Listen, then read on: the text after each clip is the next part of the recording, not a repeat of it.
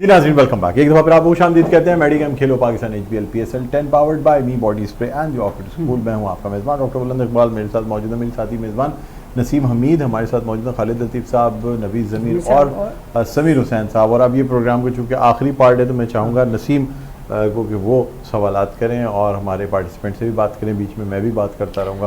खालिद लतीफ़ साहब से शुरू करते हैं, क्या पूछना चाहेंगे? मुझे सिर्फ अच्छा सवाल कि आज का जो मैच है ना बहुत इंपॉर्टेंट है, मतलब वो भी है क्योंकि दोनों टीम अब बैलेंस है, बहुत रेस्ट करके भी आ रही हैं, मतलब अच्छा खेल देखने का, और ऑडियंस भी हमारी ग्राउंड में जा रही है। तो आपको लगता है कि ज़्यादा, जैसे आपने वैसे तो इस्लामाबाद को बोला है कि इस्लामाबाद को एज हासिल है, कराची की परफॉर्मेंस को नहीं आप अंडर एस्टिमेट करेंगे, लाइक वो अच्छा परफॉर्म नहीं करेंगे? अंडर एस्टिमेट नहीं कर रहा मैं एक बात बता रहा हूँ कि एक देखिए जो पिंडी में जो पिच बिहेव कर रही है, जो वहाँ का वेदर है, वो सारी चीज़ें, इस्लामाबाद यूनाइटेड सारे मैच पहले वहाँ खेली, वहाँ जीती हुई है। एक उनका होम ग्राउंड है। हाँ। कराची पहले कराची में जीती रही है, फिर लाहौर गई है, वहाँ जाके खेली।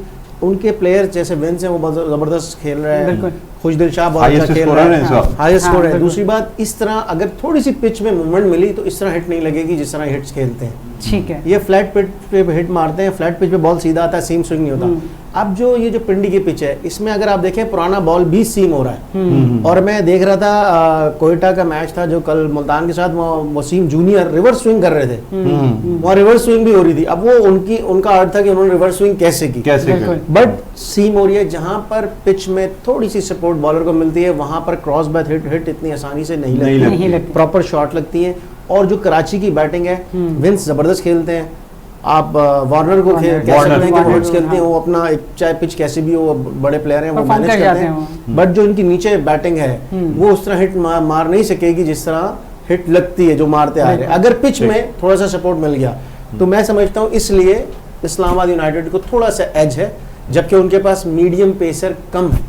अच्छा, फिर जमीर साहब ये बताइएगा मुझे कि टॉस जो टीम जीतती है वो क्या करेगी, बैटिंग करेगी बॉलिंग करेगी?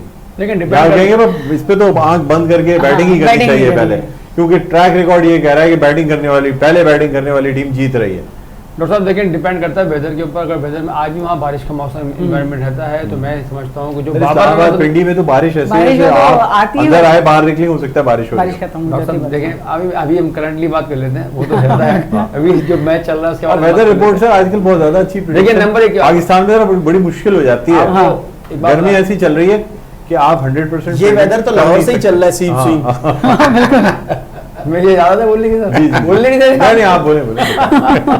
देखिए बात यह है कि मैच जो है पिंडी में खेला जा रहा है। कराची की टीम की जो बॉलिंग साइड है वो बहुत अच्छी बॉलिंग है कंपेयर टू इस्लामाबाद। अगर हम कंपेरिजन करते हैं, क्योंकि हसन अली की जो फॉर्म इस दफ़ा है ना जो लगी हुई है, अगर वो उनको संभाल लिया इस्लामाबाद के बैट्समैनों ने, वो बड़ा वाइटल रोल प्ले करेंगे कराची की तरफ से। और वार्नर के फॉर्म में आना बड़ा खतरनाक है इस्लामाबाद के लिए। वार्नर अगर फॉर्म में आते हैं तो फिर कराची वार्नर तो फॉर्म में है, किसको सपोर्ट कर रहे हैं आप? एक टीम का नाम मेरे हिसाब से इस्लाम में कराची को सपोर्ट करूंगा। इस्लाम कहते मैं इस्लाम कराची इस्लामाबाद जिस तरीके से मैचेस को हारती है, मेरा वाला जवाब इतना बड़ा गैप जो है ये भी इस्लामाबाद को वापस फतह की तरफ नहीं लेके आएगा, मुश्किल रहेगा। मुश्किल है। आप इस्लामाबाद कह रहे हैं? इस्लामाबाद का है।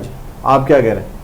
मुझे जो आज का लग रहा है कि हो सकता है खालिद भी देखें, वैसे लो स्कोर होगा या हाई स्कोर होगा खालिद?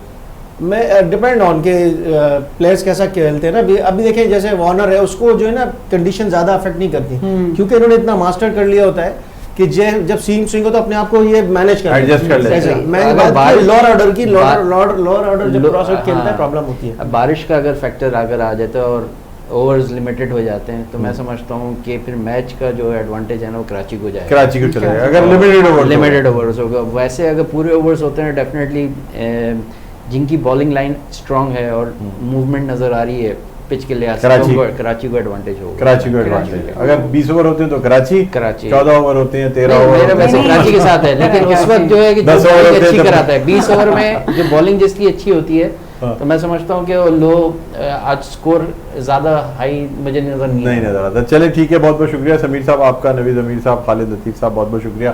नाज़रीन, एक ज़माना होता है जब हम टेस्ट के बाद 50 ओवर का मैच देखते थे तो बड़ा छोटा मैच लगता था।